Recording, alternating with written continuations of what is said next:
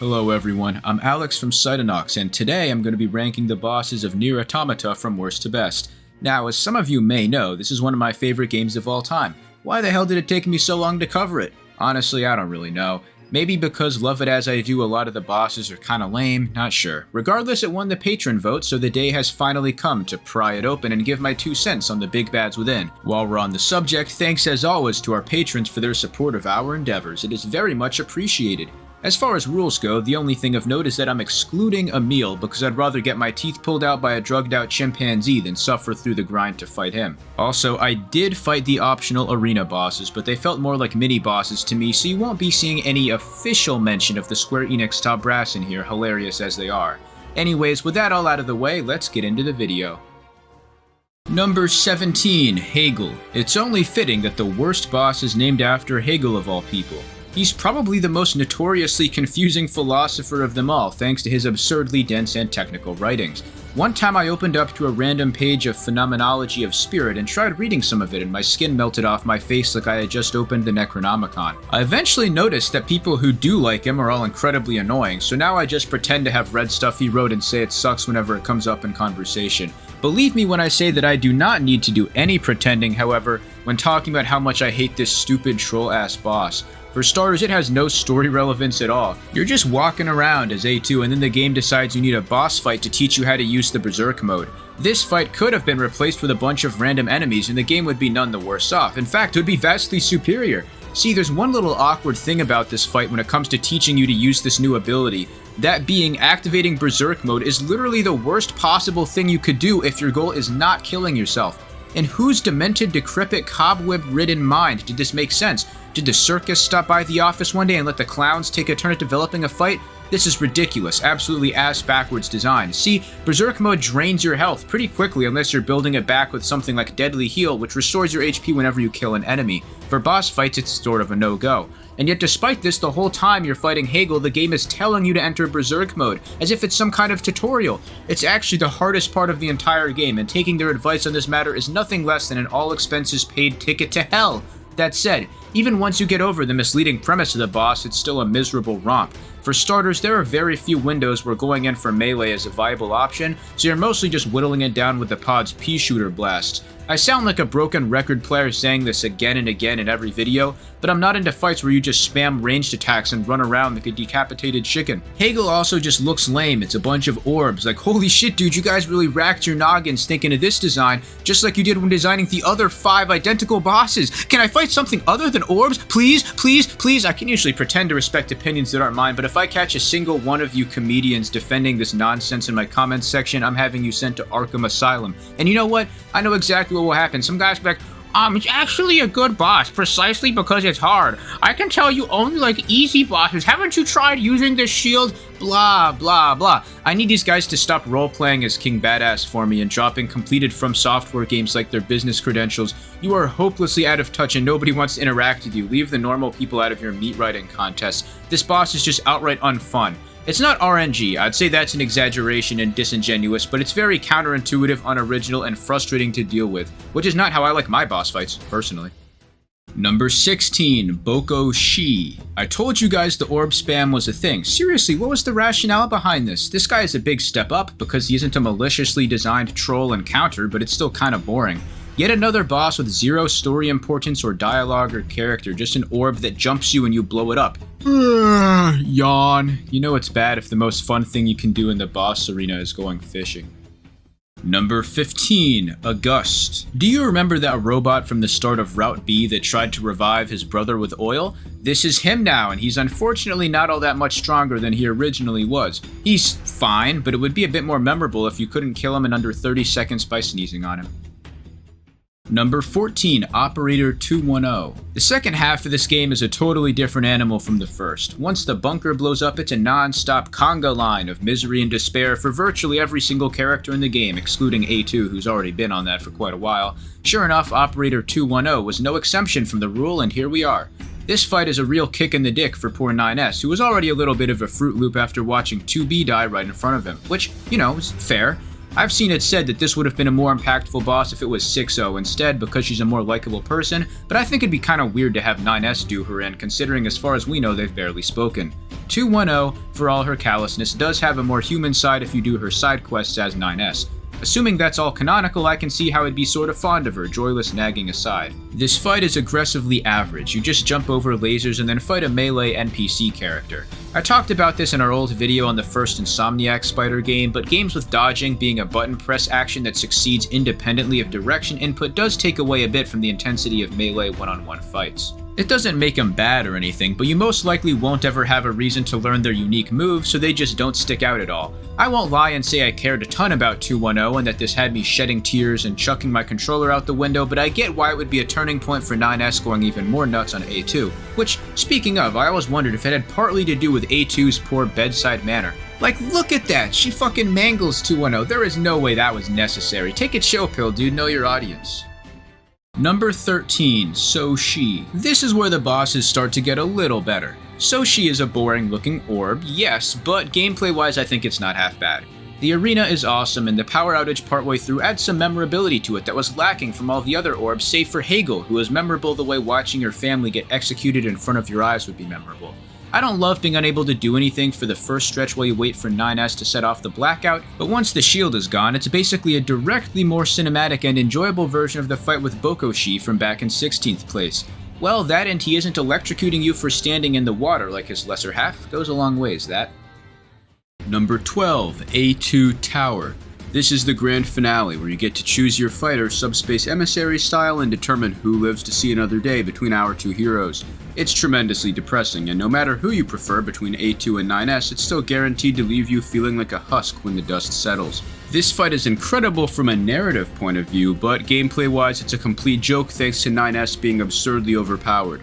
You can absolutely obliterate everything in the game with hacking due to the relative ease of the shoot 'em up minigame, so A2 doesn't even have a fighting chance of taking you down here. That said, I still ranked it somewhat high because as I mentioned earlier, this ending is absolutely gut-wrenching.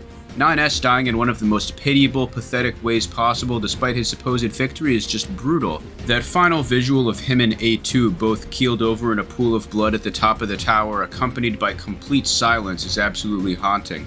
All that suffering, all that effort, just for it to end like that. Damn. At least Adam and Eve seem to be chilling in this ending as like ascended network ghosts or something. Good for them.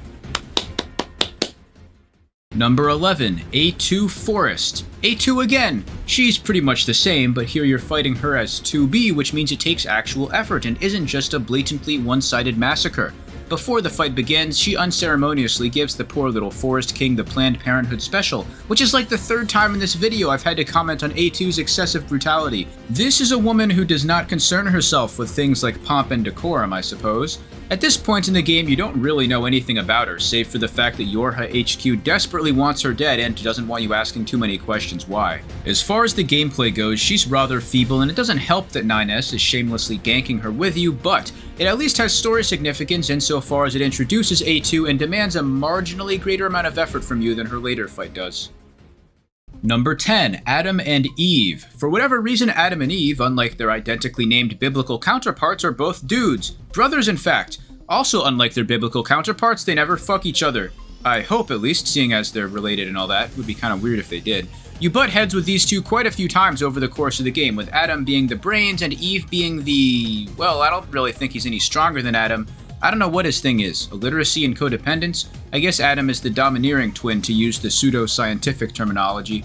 This fight isn't anything too hectic and largely serves as a plot dump, but for what it's worth, it's a pretty interesting series of revelations. For starters, the aliens are apparently stupid chuckle nuts and the machines overtook them in every capacity long ago, so those guys aren't even in the picture. Instead, they seek to learn about humans, which almost sounds sympathetic until Adam states that this is best done by dissecting them. I suppose a machine would imagine it works that way since their understanding of the brain is probably that it's just a motherboard made of organic tissue. Obviously, if you've played the game in full before, then you already know that humans aren't exactly running around these days either, so this fight is basically four unlucky suckers in a room together barking up their respective wrong trees. For a decently engaging battle paired with solid plot momentum, this fight manages to crack the top 10 just barely despite its calm, low-key tone. Number 9, 9S. Funny how that worked. 9S is genuinely a contender for having the shittiest life of any fictional character ever, the way I see it. He is the embodiment of innocence defiled, a pure, kind little dude who wouldn't hurt a fly that gets morphed into an unhinged maniac by circumstance. I say this all with a footnote that at least, 4 other characters in this game alone are equal contenders for this honor, but I personally felt the most profoundly sad for 9S. His complicated relationship with 2B is the most interesting part of the game to me, far more so than any of the hackneyed, "Bro, a non-human can be human" discourse. That stuff has been done to death, but I have seldom seen such care taken in a game to explore the relationship between love and hate, purpose and lack thereof, and everything else that happens to this poor fucker. That's the story context in abstract. The gameplay side of things is comparable to Operator 210, except this time killing the boss is a real kick in the nards. It's not like A2 even gets a happy ending either, she just stays behind for some reason and plummets downward to her doom. Honestly, I have no idea what the fuck is happening in either ending C or D, so I could not tell you guys what this was about. Either way, it was a fittingly depressing conclusion to a unilaterally joyless endgame, at least in tone. Number 8, Marx. It seems that the machines are fans of communism, given they named 2 of their top guys after its founding fathers. They are functionally communist, I suppose, given they share a hive mind and frequently come together to form larger machines born of a collective. There's no way it's real communism, though, because they all do things like acting as soldiers and mechanics instead of reading tarot cards and making tattoo stencils. Marx is an enormous sentient buzzsaw, which is a pretty ridiculous concept for a boss, but if you think about it, it's really not such a bad idea. Sometimes in life, the direct approach is best. It's about as easy to dodge as you'd expect of something without any eyes, but something about beating up a giant saw is just sorta cool. I'm a fan. Number 7, Engels. Most of you know Engels as that guy who worked with Marx and probably contributed something to communist theory, but I don't know what. Well, I hate to expose myself as an ignoramus, but I unfortunately really don't have a better rundown of the guy to hit you with. To me, he'll always be the giant buzzsaw guy who gets to have 2 different boss themes. There is a rather difficult to make distinction between him and the Marx boss, so I just defined it as the big guy being Engels and the saw arm being Marx. With that in mind, one of these is just blatantly cooler than the other, so it's a bit of an unfair comparison. There are a handful of Engels in the game, and each time it's a pretty big deal when he comes rolling in. He holds another distinction, being a rare boss you fight in both ground and air combat, which definitely helps on the memorability front. The spectacle is the main reason I have them this high, however, since they're pretty non-demanding as far as player input goes. The combination of sheer scale and the incredibly intense music make it something to remember, though. On that note, why the hell is the song called Grandma Destruction? Are these models famous for aggressively targeting old people? There aren't any geezers in the game, so I guess it adds up. Number 6, Adam, Copied City. There's a lot to like about this fight, but I think my ranking is centered primarily on the story context, which I'm sure you've noticed by now is a running theme. You have the setting of the copied city, for one, which I find very appealing in a number of levels. Beyond simple aesthetic merit, the concept of an earnest yet amateurishly designed attempt at mimicking human civilizations is pretty neat. As well as that, you have a very good reason to fight Adam, seeing as he's butchered scores of androids and pinned 9S to the wall like a Jesus Christ fridge magnet. Also featured here are fascinating moments like the mysterious 4-letter word that 9S wants to do to 2B. I've seen a lot of people who think it's either kill or fuck, but I think it's basically meant to be both at the same time. The notion that sex is an immature subject only suitable for jokes is one of the most absurd yet pervasive mindsets out there, and I feel like it really limits discussion on things like human nature and behavior. Sex is a pretty big part of humanity, or life, regardless of species. You could even argue that the highest biological imperative of mankind is to come and be cummed in. Hell, like 30% of everything we do is probably linkable to that impulse if I'm being conservative with the numbers, if you consider the gathering of capital and status. Well, that or I'm just a hopeless goon slave, and this only serves to reflect on me in an embarrassing fashion. Back in junior year of high school, when Jack and I first started this channel, I distinctly remember hoping girls would think it was cool if we were famous online and all that comes with it.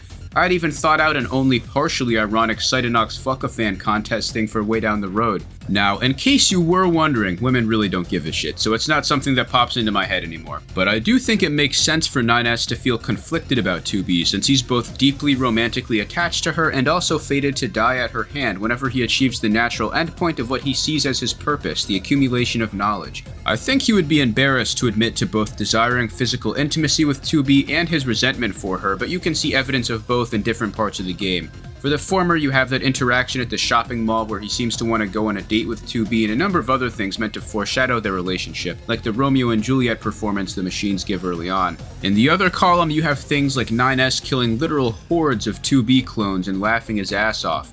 I think there are a number of ways you could interpret his mental state, but the most important thing to get is that he's confused, and very reasonably so. This is obviously a very basic explanation, and it would take ages to give all my thoughts on this in a way that satisfies me fully, but that's the core of what I find the most intriguing. With that all in mind, Adam's final fight has some great story weight, and the gameplay is solid too, with much more memorable and defined attacks than most other humanoid foes in the game, and even some phase changes.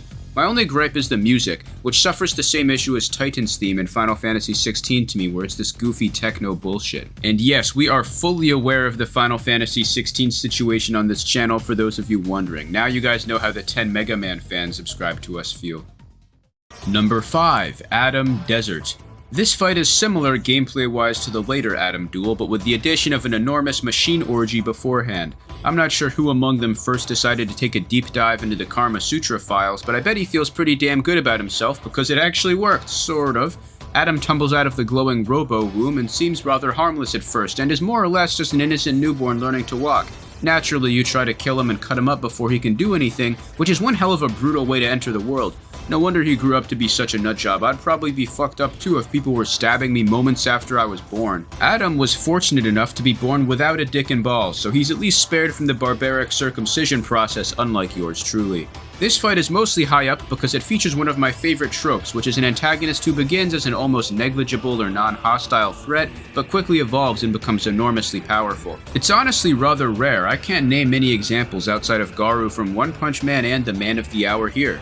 Over the course of the fight, he picks up new moves, like learning to deflect your shots and perform killer kung fu if you're up close. It just gives the fight a very dynamic feel and makes for a great introduction to the main antagonist of the first half of the game. Number 4, Grun. Grun is the biggest spectacle boss in the game, and it's not even close. This thing is absolutely ginormous and represents one of the biggest, if not the biggest, threat you'll encounter in the game thanks to his EMP shields and lasers. Most air fights up till now, save for Engels, had been fun but brief little mini-boss skirmishes. Now you're up against the big kahuna and unable to do much of anything other than survive for the first while. The big standouts here to me are the incredible music, the scale, and of course the finisher. Things seem absolutely hopeless for a while, but sending the missile over and finally doing the Colossus in is incredible, and of course, much like most of the other bosses in the game, he has a backstory that makes you feel a little bit bad for him. He was apparently a nice guy on the inside and just happened to be trapped in a body that killed everything around him. I think a decent amount of people, at least at some point in their life, can relate to feeling like something immutable about your personality causes people to avoid you or not like being around you, and not knowing how to change it or if you even want to, lest it compromise the integrity of your self-identity. I highly doubt they thought about that shit while designing this guy's backstory, but it's sort of generally applicable as a fable of sorts. Grun may be despised in the world of NieR, but at least I like him.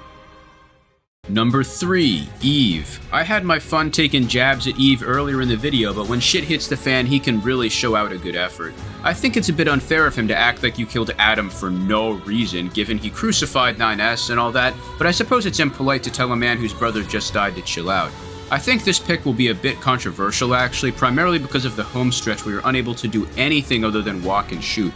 Gameplay-wise, it's about as fun as stubbing your toe on an active chainsaw, that I can't deny, but the music, voice acting, and chaos of the arena make for such an incredible atmosphere that I can't help but get put into the mood, regardless of how unengaging the combat is. Ray Chase had to have been getting skinned alive and beaten with crowbars in the recording room to make anguish this compellingly raw come through in his voice lines. That shit is no joke. As the send-off to the first half of the game, I think Eve makes for a very impressive finale and earns his right to suck nuts to fight. Number 2, Koshi and Roshi. Yes, I know, it's two orbs, please don't laugh. The sequence is genuinely one of the most well-designed finales in video game history, and I think most people who have played it will agree with me on this. The whole second half of the game sees you cutting back and forth between A2 and 9S, allowing you to sympathize with both of them despite their direct opposition to one another. It all culminates here, with both of them rapidly approaching the critical junction point where everything will be decided and the fate of the characters you know will come to a head. As A2 ascends the elevator and 9S battles his way up with the flight suit, you get both a narrative feeling of intensity from the increasingly frequent character swaps, and the gameplay is shaken up at the same time by virtue of their different ascension methods. Both Koshi and Roshi she learned how to become actual bosses following their prior defeats and now have genuine movesets of note that change depending on how far through the sequence you are. All the while, Bipolar Nightmare, also known as the best track in the entire NieR series, is sending the hype levels through the roof and beyond. To this day, I still listen to the NieR series soundtracks more than probably any other because it's incredibly potent thinking music. Hearing it sends my brain into overdrive, and I can think of things and picture them incredibly vividly in my mind's eye for whatever reason. It's very conducive to my habit of pacing around back and forth for about an hour a day and contemplating ideas for the ever-evolving fictional universe I've been operating in my head since I was 12. This fight is an impeccable build-up that, if I'm honest, is probably better than the actual ending of it all. At least until ending E comes along and makes things make sense again, that is. Number 1. Beauvoir. This pick is hilarious because it's almost unanimously agreed to be the best boss in the game despite having far less story significance than most others I've recently discussed. Why? Quite a few reasons, of course. For starters, the atmosphere is kick-ass. You enter the arena by crashing through the roof and finding yourself in the audience of a theater, dominated by the presence of one of the most unique machine designs in the entire game. Why the hell they chose to only go hard in the paint on this one boss and make the rest generic orbs is beyond me. But, regardless, the result is incredible. The music is very memorable because, besides being very good, it's also diegetic in the sense that it's actually playing during the fight due to Beauvoir singing it. I should also elaborate on that hilarious little tidbit where the reason she went insane was all because this pretentious little NPC machine in Pascal's village named Sartor rejected her. Their respective philosopher namesakes were in fact married in real life, but they were in an open relationship where they both fucked other people because French people just do that kind of thing for some reason. So, there's an extra layer of comedy in Beauvoir, presumably choosing her name on the basis of wanting to be named after the wife of her beloved's namesake, only to mirror their real-life dynamic somewhat. As the old wise saying goes, in every open relationship there's the one who suggested it and the one plotting a murder-suicide. Anyways, this fight has also by far the most iconic and distinct moveset, so setting and character design aside, it's also just a total blast to square up against. The gruesomely unique mechanic of her repurposing your crucified and cannibalized comrades as attack beacons you have to shoot is brutally inventive, and her collection of saws and missiles is just the kind of thing I like evading. It would have been awesome if more of the bosses were up to the high standards set early on by Beauvoir, but even as things are, I still love this game like few others. Thanks so much for watching, and I hope you enjoyed. Stay tuned next week for the start of our series ranking the Soulsborne bosses from worst to best, starting with the bottom 10. That's all for now. Deuces.